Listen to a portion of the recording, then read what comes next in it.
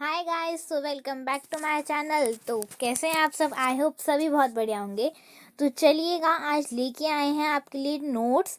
Class 11th की जो physics है उसका चैप्टर नंबर 1 जो है फिज़िकल वर्ल्ड। बहुत ही सिंपल एंड इजी वे में नोट्स हैं एंड शॉर्ट नोट्स हैं, एक तरह से रिविज़न नोट्स। ठीक है, लॉन्ग लॉन्ग नहीं बनाए गए हैं एंड पहले ही बता रही हूँ रिवीजन नोट्स हैं। इसमें रिवीजन हो जाएगा आपका पूरे चैप्टर का।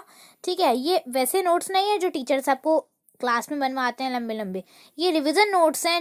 अगर आप एग्ज़ाम में जाओ तो बस इन्हें पढ़ लो तो एक अच्छे से आपका पूरे चैप्टर का रिवीजन हो जाएगा। एंड बेसिकली ओनली ये 2 पेजेस के हैं। दिख रहे हैं आपको ये 2 पेजेस स्क्रीन पे? ठीक है, तो चलिएगा फर्स्ट पेज से पहले स्टार्ट करते हैं अपने रिवीजन नोट्स क्लास 11th के पहले चैप्टर जो है फिजिक्स का, फिजिकल वर्ल्ड, उसके। तो चलिएगा स्टार्ट कर। So here is the line, science is a systematic way of acquiring knowledge. ठीक है, साइंस जो है क्या है? सिस्टमैटिक वे है किस चीज़ का? Acquiring knowledge about the surrounding through careful observation and experiments over a period of time. Science जो है वो एक सिस्टमेटिक वे है नॉलेज को एक्वायर करने का हमारे आसपास की सराउंडिंग से थ्रू केयरफुल ऑब्जर्वेशन। या तो हम उसे ऑब्जर्व करके या उस पर कुछ एक्सपेरिमेंट करके, और इसमें ये थोड़ा बहुत टाइम लेता है। ठीक है, second point, the study of nature and natural phenomena put in an organized way in various subtopics is called physics. So, सबसे मेन टॉपिक आ गया है फिजिक्स। जो हम पढ़ रहे हैं होता क्या है? ये स्टडी ऑफ नेचर। पहला पॉइंट, स्टडी ऑफ नेचर। ठीक है, first point study of nature. Second point जो है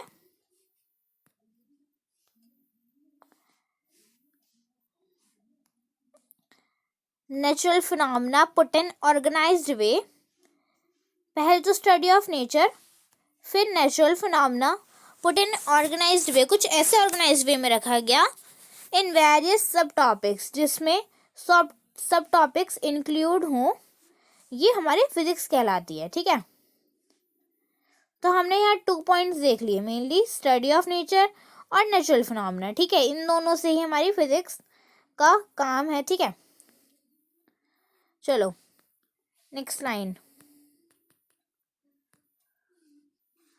देखो, इट हैज़ मैनी ब्रांचेस। अब जो है हम यहाँ पे क्या देख रहे हैं? ब्रांचेस।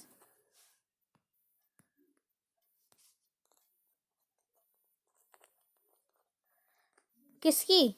फिजिक्स की। Namely mechanics, electricity, magnetism and optics, modern physics etcetera. चलो याद रखना, mechanics, electricity, magnetism, optics and modern physics. तो कितनी पढ़ ली? 1 2 3 4 5। सो 5 ब्रांचेस हमने यहाँ किसकी देखी? फिजिक्स की। ठीक है, चलो, physics cover a tremendous range of magnitude of physical quantities such as length, mass, time, energy etcetera. Physics में ये सारी चीज़ें जो फिजिकल क्वांटिटीज़ होती हैं, ये सारी हम यहाँ कवर करते हैं। मतलब इन सारी चीज़ों के बारे में ही बताया जाता है। और भी चीज़ें होती हैं, लेकिन ये हमारा बेसिक सा बताया, बेसिक है हमारा फिजिक्स का। अगर ये आता है तो आप आगे स्टडी कर सकते हो। The connection between the physics and the technology can be observed in many examples. Connection between physics and technology. ठीक है, Carnot's theory of heat engine enabled men to develop refrigerator, engine, air conditioner etc. ठीक है, अब यहाँ revision notes हैं तो कुछ points का रिविजन हो रहा है।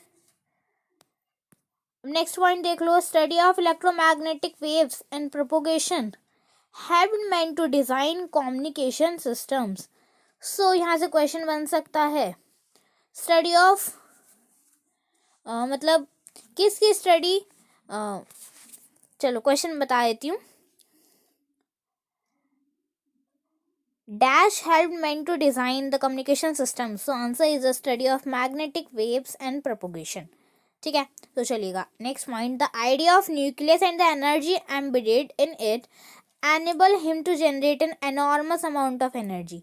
जो आइडिया था न्यूक्लियस का और एनर्जी को एनेबल करने का, वो उसमें ज़्यादा जनरेट हुई उससे एनर्जी. ठीक है, उसका जो अमाउंट था वो ज़्यादा हो गया एनर्जी का. Physical and technology are related to each other. Physics और टेक्नोलॉजी हमें पता ही है, ये एक दूसरे से बहुत रिलेट करती है. Physics is the relation to society, ये भी याद रखना है आपको. Physics has tried to help human kind to develop better idea. जो फिजिक्स है वो ह्यूमन्स को हेल्प करती है कि ताकि डेवलप हो सके बेटर आइडियाज़. और जो इसका डेवलपमेंट है ट्रांसपोर्ट सिस्टम का और कम्युनिकेशन सिस्टम का, ये हमारे वर्ल्ड को बहुत क्लोजर लाता जा रहा है. ठीक है, क्योंकि इनका जो लिंक है वो साथ में होगा सबका. तो ऑब्वियस सी बात है, सारी चीज़ जब ह्यूमन साथ में करेंगे तो उनका इंटरेक्शन भी बढ़िया होगा एक दूसरे के साथ. चलिएगा, फंडामेंटल फोर्सेस इन नेचर क्या होती हैं. आई होप चैप्टर में पढ़ा ही होगा, थोड़ा सा रिवीजन देख लेते हैं बस यहाँ पे. So gravitational force 9th 8th से पढ़ते आ रहे हैं. क्या होती है gravitational force.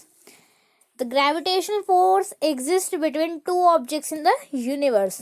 Yes, it is only exist between two objects in the universe. It states that the force of mutual attraction is directly proportional, means proportional this to the product of the masses and inversely proportional to the square of the separation. So inversely proportional this. ठीक है, I hope formula भी सबने पढ़ा ही होगा. Gravitation का जो मतलब यहाँ इस चैप्टर में बताया गया है. इलेक्ट्रोमैग्नेटिक फोर्स एंड फॉर्मूला आपको स्क्रीन पे दिख भी गया होगा. चलो, electromagnetic force, the electromagnetic force is between a pair of charges और पोल्स. ठीक है, अब ये क्या है यहाँ पे, between a pair of charge poles. The electric and the magnetic forces are not separable. ये जो है सेपरेट, अलग अलग नहीं होती हैं. ठीक है, अब strong nuclear force, third one आ गई है हमारी. Strong nuclear force. Strong nuclear force bind the protons and neutrons in the nucleus. ये भी पेयर में काम करती है. ठीक है, सो ये दोनों जो हो गई पेयर की हो गई काम. एंड ग्रेविटेशनल फोर्स भी दो ऑब्जेक्ट्स के बीच में है, तो ये भी पेयर में ही होगी. ठीक है, चलो नेक्स्ट जो वीडियो आएगी उसमें आपको आगे का क्लियर करते हैं. एंड थैंक यू इस वीडियो को देखने के लिए. पार्ट 2 में आगे के न्यू रिवीजन नोट्स देखना ना भूलें. वीडियो अच्छी लगे तो लाइक शेयर सब्सक्राइब करना बिल्कुल ना भूलें. Thank you.